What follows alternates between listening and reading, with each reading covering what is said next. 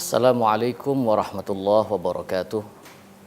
Alhamdulillahirabbil alamin wassalatu wassalamu ala asyrafil anbiya'i wal mursalin sayyidina wa maulana Muhammadin wa ala alihi wa ashabihi wa ajbaihi ajma'in. Amma ba'du. Pemirsa El Sinta TV dimanapun berada, puji syukur alhamdulillah pada saat ini kita masih diberikan umur panjang oleh Allah sehingga kita bisa berjumpa lagi di acara Risalah Iman. Pemirsa El Sinta TV yang dirahmati oleh Allah, ada misteri pada angka 4. Ada sahabat Nabi yang disebut Khulafaur Rasyidin, jumlahnya 4. Ada wanita yang punya jaminan surga.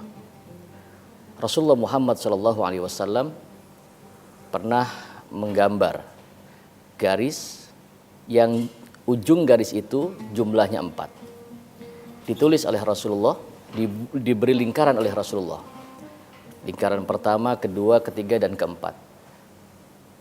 Sahabat bertanya, "Ya Rasulullah, ini gambar apa?" Karena pemirsa, Rasulullah Muhammad SAW adalah seorang nabi yang memang tidak bisa membaca dan tidak bisa menulis. Ini sudah disebutkan di dalam kitab-kitab terdahulu, di dalam kitab Taurat dan di dalam kitab Injil, bahwa Nabi akhir zaman adalah seorang nabi yang punya ciri. Cirinya adalah alladzina yattabi'una rasulan nabiyal ummi, seorang nabi yang tidak bisa membaca dan seorang nabi yang tidak bisa menulis. Apa hikmahnya? Kok nabi akhir zaman cirinya tidak bisa membaca, bahkan tidak bisa menulis? Apakah nabinya bodoh? Tidak. Yang jelas Allah punya maksud dan hikmah.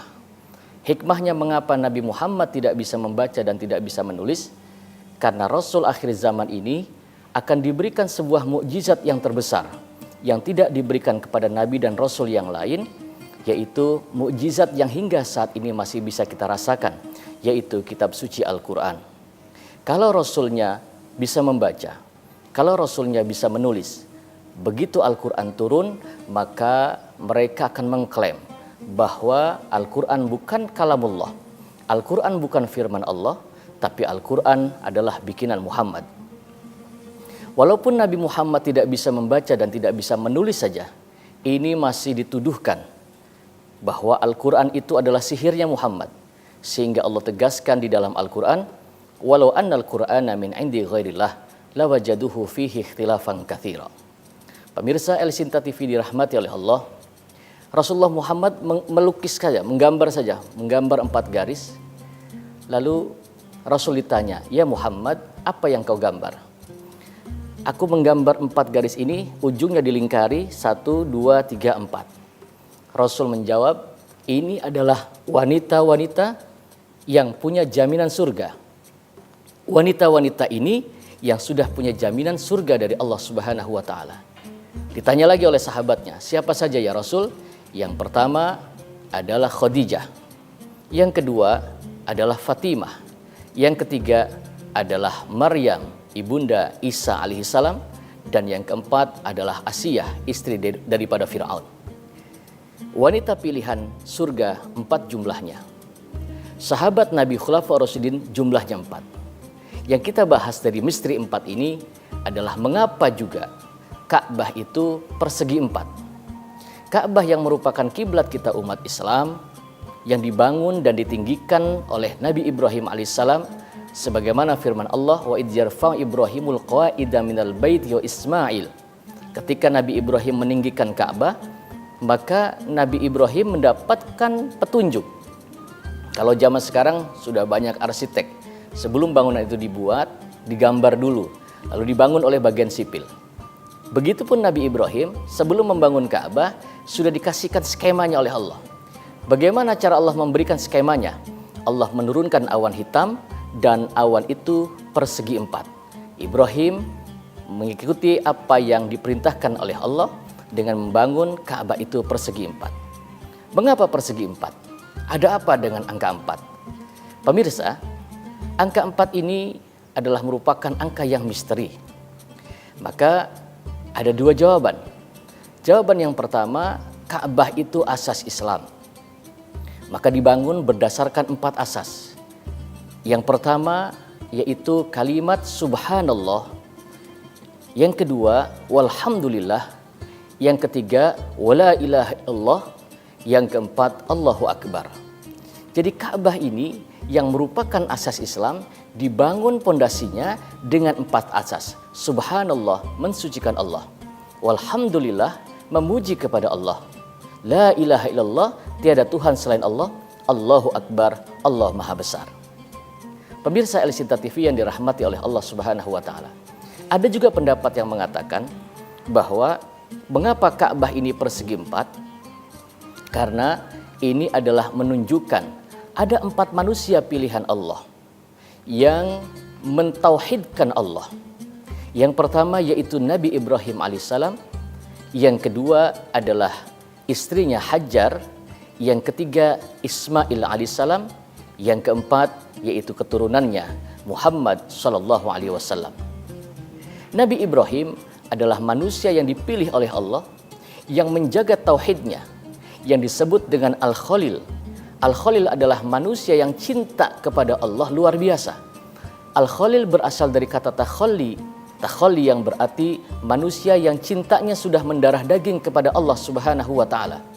Cinta kepada apapun tidak mampu mengalahkan cintanya kepada Allah Subhanahu wa taala. Maka Nabiullah Ibrahim alaihissalam disebut dengan Al-Khalil, manusia yang cintanya luar biasa hanya kepada Allah Subhanahu wa taala. Pemirsa El-Sinta TV yang dirahmati oleh Allah, Nabi Ibrahim adalah seorang nabi yang di dalam doanya menginginkan hanya ingin memiliki keturunan dan keluarga yang soleh dan solehah. Maka Nabiullah Ibrahim doanya diabadikan oleh Allah Subhanahu wa taala di dalam Al-Qur'an. Yang akan kita jelaskan selepas beberapa yang lewat ini.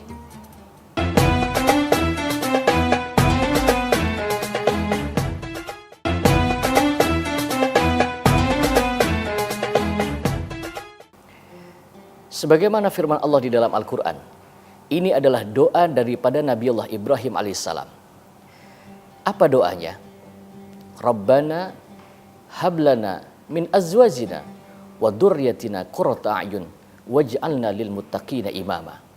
Ya Allah, jadikanlah kami dan keluarga kami sebagai keturunan yang soleh dan solehah, dan jadikanlah kami sebagai pemimpin untuk keluarga kami. Karena seorang kepala rumah tangga, kepala keluarga, seorang ayah memiliki tanggung jawab, bukan hanya tanggung jawab ketika hidup di dunia, tapi seorang kepala keluarga punya kewajiban. Dia wajib memimpin keluarganya dari dunia sampai akhirat. Maka terkadang manusia menyepelekan soal pernikahan. Menikah di dalam Islam tidak sulit. Hanya dengan kalimat qabiltu tazwijaha wa nikahaha li nafsi bidzalik. Kalimatnya mudah, tetapi kalimat ini penuh rasa tanggung jawab yang luar biasa. Ketika seorang suami menerima nikah dan kawinnya seorang wanita, maka kewajiban seorang wanita yang tadinya ditimpakan kepada ayah dan bundanya, begitu sudah menikah dengan suaminya, sudah menikah, maka kewajiban orang tua hilang. Kewajiban orang tua putus, dibebankan seluruhnya kepada suaminya. Bahkan seorang suami wajib untuk memberikan nafkah lahir dan nafkah batin. Bukan hanya memberikan nafkah lahir dan nafkah batin. Yang terberat adalah seorang suami wajib menanggung seluruh dosa-dosa istrinya. Maka waja'alna lil muttaqina imama. Nabi Ibrahim memohon kepada Allah, jadikanlah kami pemimpin yang bertakwa kepada Allah. Karena tanggung jawab seorang suami bukan hanya ketika hidup di dunia, sampai dengan di akhirat seorang suami akan dimintai pertanggungan jawab oleh Allah Subhanahu wa taala. Pemirsa El-Sinta TV yang dirahmati oleh Allah Subhanahu wa taala. Yang kedua yaitu Nabi Ismail alaihissalam. Nabi Ismail adalah putra Ibrahim yang merupakan hasil doa daripada Nabi Ibrahim alaihissalam ketika beliau berdoa bermohon kepada Allah, Rabbi habli minas solihin, Rabbi habli minas solihin. Ya Allah, karuniakanlah kepada kami anak-anak keturunan yang soleh. Nabi Ibrahim menikah dengan Siti Hajar. Dari Hajar punya anak Nabiullah Ismail alaihissalam. Ismail yang ikut membangun Ka'bah, Ismail yang lari-lari mencari batu.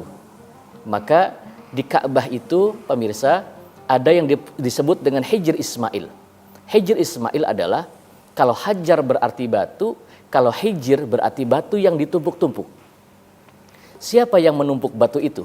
Yang menumpuk batu adalah putra Ibrahim, putra semata wayangnya, seorang anak yang soleh, yang membantu pembangunan Ka'bah bersama ayahandanya Nabiullah Ibrahim alaihissalam. Batu itu ditumpuk-tumpuk oleh Nabi Ismail alaihissalam. Nabi Ismail lari ke sana kemari untuk mencari batu yang diperintahkan oleh ayahnya dan diserahkan kepada ayahandanya untuk meninggikan Ka'bah. Perjuangan Nabiullah Ismail alaihissalam ini diabadikan. Di dalam Ka'bah ada yang disebut dengan Hijr Ismail, berarti tumpukan batu tempat berdirinya Nabi Ismail alaihissalam. Lalu yang ketiga, orang yang menjaga ketauhidan sehingga menjadi lambang daripada Ka'bah bersegi empat itu, yaitu adalah Ibunda Hajar. Hajar adalah seorang budak tawanan perang pada zaman Ramses yang pertama. Saat itu Nabiullah Ibrahim diperintahkan oleh Allah untuk mencari tanah yang tandus kering kerontang untuk membangun Ka'bah rumah Allah. Sebagaimana diabadikan di dalam Al-Quran, Rabbana inni askantu min dzurriyyati biwadin ghairi dzi zar'in inda baitikal muharram. Ibrahim, carilah tanah yang tandus kering kerontang untuk membangun rumah Allah. Begitu bertemu di wilayah Mesir, ada seorang raja yang dikenal dengan Raja Ramses. Raja Ramses ini seorang raja yang punya perilaku aneh. Raja ini tidak suka kepada wanita yang gadis atau wanita yang janda. Tetapi raja ini hobinya sama wanita yang bersuami. Ini perilaku yang sangat aneh. Dan kebetulan istri Nabiullah Ibrahim yang bernama Siti Sarah ini adalah seorang wanita pilihan, wanita yang cantik. Maka ketika melewati daerah Mesir, diwanti-wanti oleh warga sekitar, awas Ibrahim, di Mesir ini rajanya suka mencuri dan menculik istri orang. Ketika Nabiullah Ibrahim sedang sholat, lalu keberadaannya diketahui oleh pasukan Raja Ramses, dan nyata saja istrinya yang bernama Sarah ini diculik dan dibawa ke dalam kerajaan oleh Raja Ramses. Singkatnya sejarah, begitu sampai di kerajaan Raja Ramses langsung ingin memperkosa Siti Sarah, tapi ternyata tidak mampu. Datang lagi, ingin memegang lagi, tidak mampu. Lama-kelamaan raja menyerah. Bertanya kepada prajuritnya, wahai prajurit, kau dapatkan wanita ini dari mana? Ini bukan manusia biasa, jangan-jangan ini adalah malaikat. Kembalikan kepada suaminya. Dikembalikan kepada suaminya Ibrahim alaihissalam dan diberikan seorang budak tawanan perang yang bernama Hajar. Diberikan Hajar kepada Nabi Ibrahim alaihissalam untuk mengurangi bebannya, untuk membantu di dalam perjalanan mencari tanah yang dimaksud. Di tengah perjalanan, Siti Sarah berkata kepada suaminya, wahai Ibrahim, kalau aku sudah mandul, aku adalah wanita yang tua dan sudah mandul pula. Barangkali kau ingin punya anak keturunan, menikahlah dengan Hajar. Dinikah Siti Hajar oleh Nabiullah Ibrahim, memiliki anak bernama Ismail alaihissalam. Hajarlah yang mendidik Ismail. Hajar juga yang ikut mendukung perjuangan Nabiullah Ibrahim alaihissalam ketika meninggikan Ka'bah, membangun bait Allah, rumah Allah. Sehingga di dalam doanya, Nabi Ibrahim selesai membangun Ka'bah, Nabiullah Ibrahim berdoa, Rabbana taqabbal minna innaka antat tawwabur rahim. Rabbana waj'alna muslimaini laka wa min dzurriyyatina ummatan muslimatan lak wa arina manasikana wa tub alaina innaka antat tawwabur rahim. Ya Allah, jadikanlah kami berdua ini, Ibrahim dan Ismail, orang muslim, seorang yang berserah diri. Muslim, Islam itu berarti manusia yang berserah diri kepada Allah Subhanahu wa taala. Pemirsa, kita akan lanjutkan selepas pariwara berikut ini.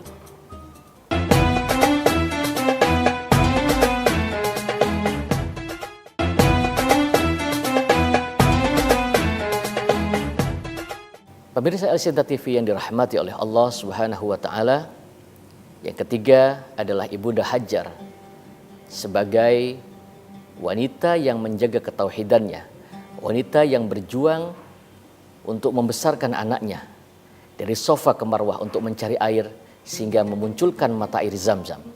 Dan yang terakhir, yang dimaksud dengan 4 sudut ini, yang terakhir adalah keturunan Ibrahim dari Ismail yang bernama Muhammad bin Abdullah. Muhammad SAW adalah seorang nabi yang dianggap bukan keturunan raja, bukan keturunan nabi, walaupun pada dasarnya Muhammad itu nasabnya bersambung sampai dengan kepada Nabi Ismail alaihissalam dan sampai dengan kepada Nabiullah Ibrahim alaihissalam. Maka di dalam perjuangan untuk memurnikan Ka'bah, dulu Ka'bah itu ketika belum lahir Rasulullah Muhammad, banyak berhala-berhala yang bergelantungan, Lata, Uzza, Mana, itu bergelantungan di sekitar Ka'bah.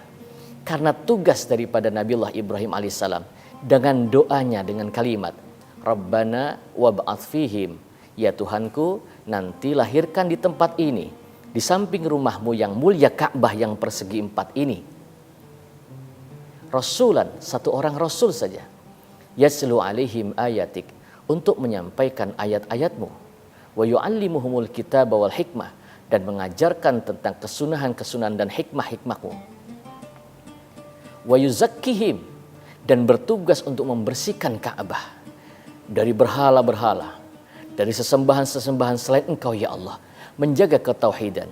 Wa yuzakkihim innaka antal azizul hakim, sesungguhnya Engkau yang maha perkasa. Dikabulkan doa Nabiullah Ibrahim alaihissalam, dilahirkan Rasulullah Muhammad sallallahu alaihi wasallam di samping Ka'bah yang merupakan rumah Allah, membersihkan daripada berhala-berhala dan mengajarkan Al-Quran daripada yang disampaikan oleh Jibril alaihissalam. Dan Rasulullah Muhammad sukses menjaga ketauhidan dan mendeklarasikan ajaran yang diambil daripada syariat Nabiullah Ibrahim alaihissalam, yaitu agama Islam yang bersumber daripada Nabiullah Ibrahim alaihissalam di dalam doanya, Rabbana waj'alna muslimaini, ya Allah ya Tuhanku, jadikanlah kami berdua ini seorang muslim, seorang yang berserah diri kepadamu. Islam saat itu belum hadir, tetapi ketika Rasulullah Muhammad diangkat menjadi Rasul, maka Islam dideklarasikan oleh baginda Rasulullah Muhammad SAW. Dari mulai Nabi Adam sampai dengan Rasulullah Muhammad sama ajarannya, yaitu mengesahkan Allah Subhanahu wa Ta'ala. Maka Ka'bah ini persegi 4 berdasarkan perjuangan daripada 4 manusia yang mulia. Yang pertama Nabiullah Ibrahim alaihissalam, yang di dalam sholat kita selalu dibacakan salawatnya, Allahumma sholli ala Sayyidina Muhammad wa ala ali Sayyidina Muhammad kama shollaita ala Sayyidina Ibrahim. Ibrahim tidak akan ditinggalkan di dalam sejarah karena Nabiullah Ibrahim adalah pejuang daripada agama tauhid. Yang kedua adalah Nabiullah Ismail alaihissalam, yang mana Nabi Ismail alaihissalam ini juga seorang yang menjaga dan berjuang ketauhidan untuk agama Allah Subhanahu wa Ta'ala. Yang ketiga adalah Siti Hajar, yang ikut juga berjuang mencari air sehingga muncul mata air Zamzam. Inna Safa wal Marwata min syairillah, sehingga muncullah mata air Zamzam. Yang keempat adalah baginda Rasulullah Muhammad SAW untuk menjaga ketauhidan, mengesahkan Allah Subhanahu wa Ta'ala. Maka la nufarriqu baina ahadin min rasulih wa qalu sami'na wa ata'na ghufranaka rabbana innak wa qalu sami'na wa ata'na ghufranaka. Semua nabi dan semua rasul sama. Mereka berkata, wa qalu sami'na wa ata'na. Tidak ada satu nabi dan rasul pun yang berbeda di dalam syariat dan ajarannya, yaitu hanya mengesahkan kepada Allah Subhanahu wa Ta'ala. Mudah-mudahan kita dijadikan oleh Allah keluarga kita, keluarga yang sakinah, mawaddah, warahmah, anak-anak keturunan kita tetap di dalam iman Islam kepada Allah Subhanahu wa Ta'ala. Mudah-mudahan manfaat. Wallahul muwafiq ila aqwamit thoriq. Wassalamualaikum warahmatullahi wabarakatuh.